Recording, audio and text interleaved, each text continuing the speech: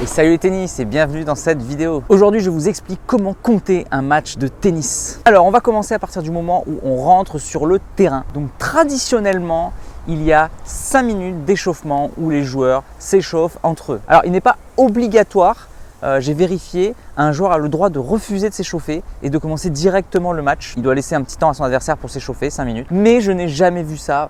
Traditionnellement, tout le monde s'échauffe. Il y a 5 minutes d'échauffement avant tous les matchs. Le règlement dit 5 minutes d'échauffement. Chez les pros, il est plus ou moins respecté parce qu'il y a les arbitres à 30 secondes près. En revanche, chez les débutants, évidemment que des fois ça dure beaucoup plus longtemps et on peut parfois atteindre 15-20 minutes des fois, c'est affreux. L'échauffement est terminé, nous allons procéder au tirage au sort. Là encore, chez les pros, le tirage au sort se fait avant l'échauffement. Chez les amateurs, la tradition se fait après l'échauffement, juste avant le début du match. On gagne le tirage au sort. J'ai déjà fait une vidéo pour savoir comment ça se passait un tirage au sort et qu'est-ce que le joueur pouvait choisir. Vous pouvez aller la revoir si jamais vous ne l'avez pas vue sur YouTube. Donc on a décidé qui c'est qui sert, de quel côté on se place et on peut commencer le match.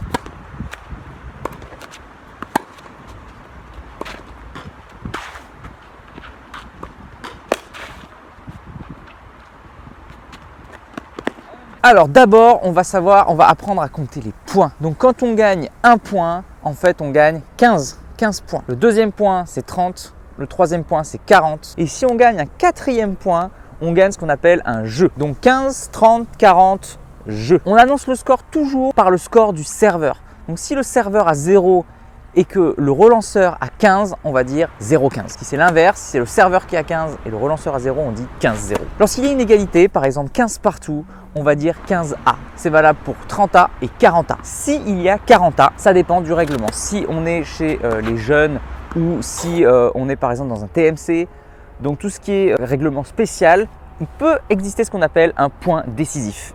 Le point décisif, ça signifie qu'à 40A, celui qui gagne le point gagne le jeu. C'est le relanceur qui choisit de quel côté il veut se placer, à gauche ou à droite, côté des avantages ou côté des égalités. En revanche, dans le règlement classique, lorsqu'il y a 40A, on applique ce qu'on appelle les avantages. Ça veut dire qu'il faut gagner 2 points d'écart pour gagner le jeu. Donc par exemple, il y a 40A, je suis le serveur. Si je gagne le point, on va dire avantage service.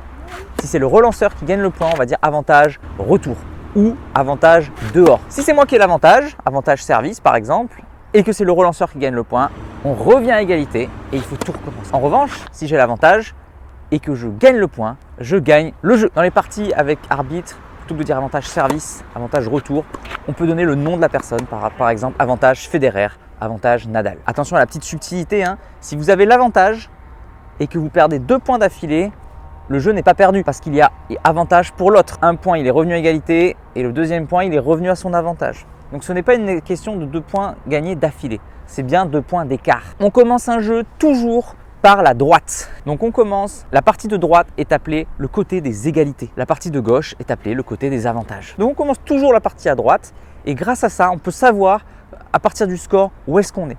Par exemple, s'il y a 15A, je sais que c'est à droite. Toutes les égalités sont à droite. Tout ce qui est impair, c'est à gauche. Donc tous les avantages sont à gauche. Tout ce qui a 1 point d'écart, 15-30, 30-40, 30-15, 15-0, c'est à gauche. S'il y a 2 points d'écart, c'est à droite. 0-30, 30-0, 40-15, 15-40. Il y a un moyen facile pour s'en souvenir, c'est il suffit d'additionner les points. Tout ce qui est pair, c'est à droite. Tout ce qui est impair, c'est à gauche. Par exemple, 30A, on a gagné 2 points chacun. Donc 2 plus 2 égale 4, c'est pair. Donc c'est à droite. S'il y a 30-15, c'est-à-dire qu'il y en a un qui a gagné 2 points et l'autre 1 point. 2 plus 1, ça fait 3, c'est impair. C'est à gauche. Donc voilà pour les points. Donc nous allons apprendre à compter le score du tennis. C'est hyper complexe, c'est pour ça qu'on le fait parce que c'est pas toujours facile du premier coup. Si vous voulez connaître l'origine, j'ai fait une vidéo là-dessus, donc n'hésitez pas à aller la voir sur YouTube où vous connaîtrez le pourquoi du comment, mais pourquoi est-ce qu'on compte comme ça, pourquoi c'est si complexe. Un débutant qui arrive et qui regarde la match de tennis ne comprend rien. Allez, on attaque maintenant au niveau des jeux. Donc on a gagné un jeu. Il va nous falloir 6 jeux pour gagner un set. Donc à l'issue d'un set, le score peut être de 6-0, l'adversaire n'a pas gagné un jeu, 6-1, 6-2, 6-3, 6-4. Attention, évidemment, il y a toujours des exceptions. S'il y a 5 partout, il faut avoir 2 jeux d'écart, il faut aller en 7.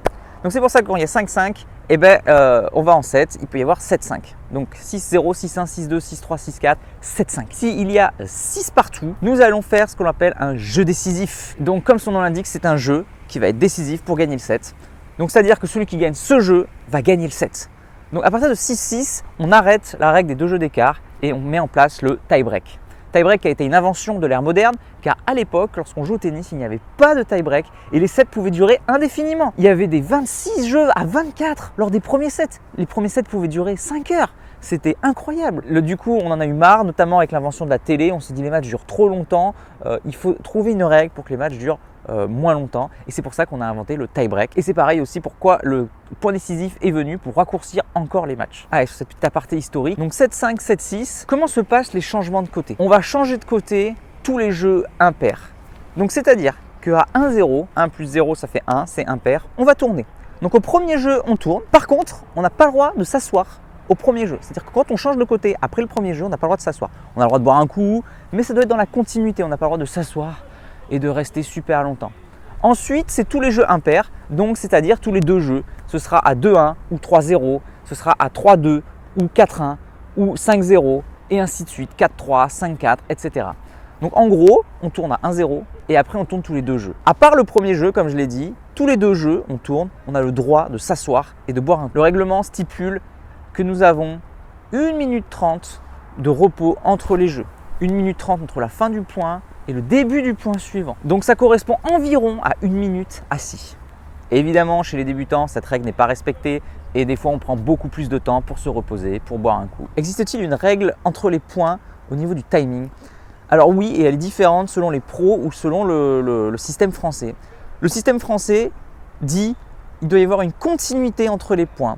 Autrement dit, on a le droit de s'essuyer quelques secondes, de boire un coup quelques secondes, mais voilà, on doit quand même être dans la continuité. On n'a pas le droit de s'asseoir et de boire un coup, ou de papoter avec ceux qui sont là-bas, ou de s'arrêter pour X raisons. On doit être dans la continuité du jeu. Donc c'est pour ça qu'on s'essuie rapidement, on boit un coup, mais on doit être dans la continuité. Bon, évidemment, c'est très difficile de le respecter vu qu'il n'y a pas d'arbitre, donc des fois, ça peut durer un peu plus longtemps. Chez les pros, la règle est de 25 secondes. Donc la règle des 25 secondes, c'est entre la fin du point et le début du point suivant, ce qui est très peu pour des joueurs pros qui font des échanges monstrueux. Avant, c'était un peu l'appréciation de l'arbitre. Il y avait du coup beaucoup de joueurs qui râlaient parce qu'un coup, on ne les pénalisait pas. Les Nadal et les Djokovic, soi-disant, n'étaient jamais pénalisés. Et quand on les pénalisait, alors là, c'était complètement injuste parce qu'il y avait un échange long et que c'était stupide, etc.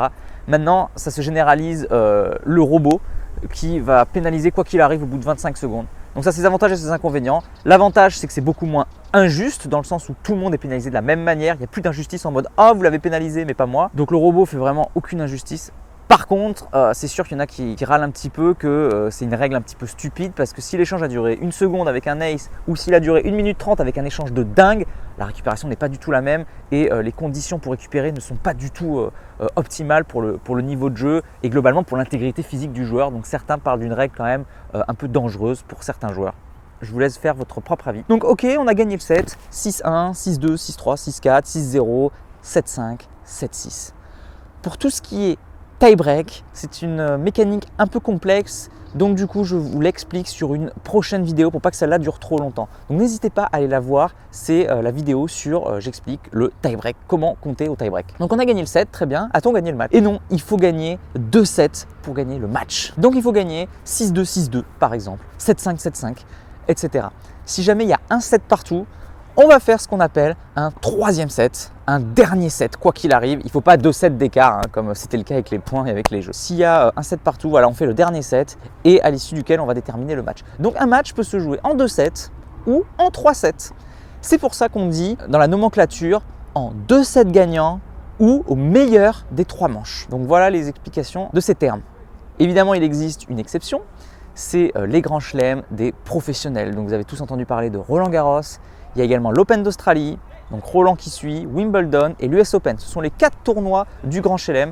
Et dans ces 4 tournois, historiquement, les messieurs, les hommes, parce que les femmes non, les hommes jouent en 3 sets gagnants. Ça veut dire qu'ils doivent gagner 3 sets pour gagner le match. Et c'est pourquoi on dit 3 sets gagnants ou au meilleur des 5 manches.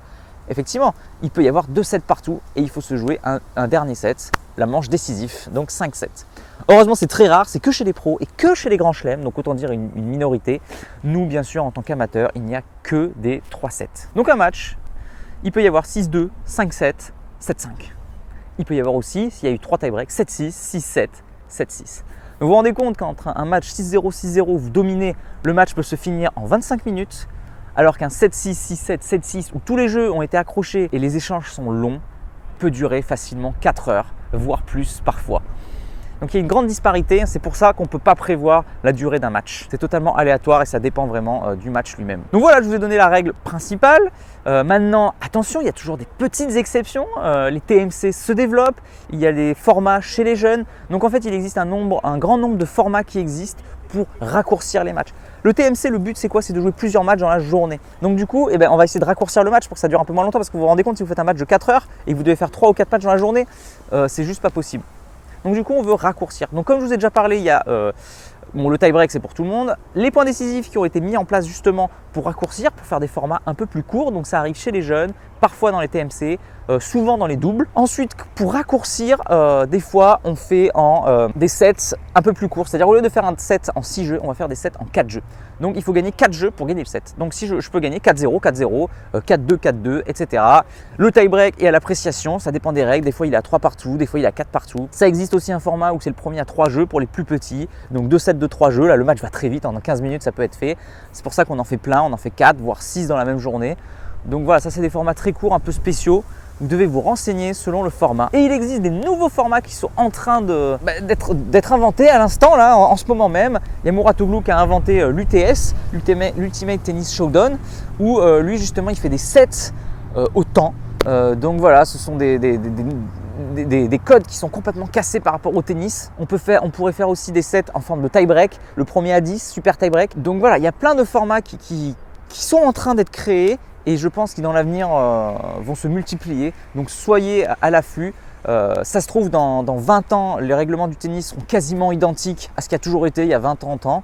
Il y a juste des petites règles qui changent, l'invention du tie-break, le point décisif, des petites règles comme ça qui changent. Autant le tennis ne va ressembler à rien du tout de ce qu'on connaît aujourd'hui et il sera complètement nouveau. Voilà, j'espère que vous aurez compris comment on compte au tennis grâce à cette vidéo. Donc si vous avez la moindre question, évidemment, n'hésitez pas à la poser dans les commentaires, je pourrai vous y répondre. Donc là, on a parlé du règlement pur, du score, hein, bien sûr. Le règlement lui-même est immense. Il y a des millions de règles qui existent au tennis, donc on n'en a pas parlé là. Là, c'est juste au niveau du score. Encore une fois, je le répète, si vous voulez connaître l'origine du classement, n'hésitez pas, j'ai fait une vidéo sur YouTube, donc n'hésitez pas à aller la voir. Le pourquoi est-ce qu'on compte comme ça, pourquoi est-ce qu'on se complique la vie et pourquoi est-ce que historiquement ça a toujours été comme ça. J'espère que cette vidéo vous a plu. Si c'est le cas, s'il vous plaît, mettez j'aime. Partagez-la à tous ceux qui ne connaissent pas le tennis, qui veulent apprendre le score ou tous ceux qui veulent passer un bon moment en ma présence. Moi je vous dis à bientôt. En attendant, n'oubliez pas, allez jouer au tennis, progressez et surtout, faites-vous plaisir. Ciao.